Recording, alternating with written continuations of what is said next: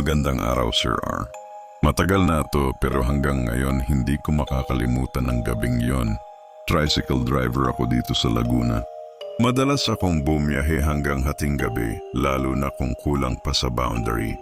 Isang gabi, bandang 11:30 p.m., may nadaanan akong babae sa gilid ng highway. Nakaputing blouse, nakamahabang palda, nakataas ang kamay, nagpapatigil. Huminto ako. Sabi niya, sa may lumang kalsada po. Tahimik siya sa biyahe. Hindi nagsasalita pero ramdam mo ang presensya. Medyo mabigat. Akala ko pagod lang ako.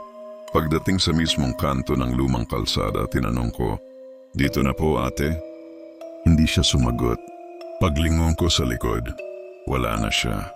Literal na wala. Pero ramdam kong may bumaba. Dumaan pa yung malamig na hangin sa batok ko. Kinabukasan, nagtanong-tanong ako sa karinderya malapit doon. May matandang babae ang nagsabi, "Ay anak, kung sino man yung sinasabi mong babae, baka siya yung estudyanteng nasagasaan dyan mga 5 taon na ang nakalipas. Palagi raw nagpapahatid dyan, pero hindi na nakakarating." Mula nun, hindi na ako bumabiyahe pag lumalampas ng 11:00.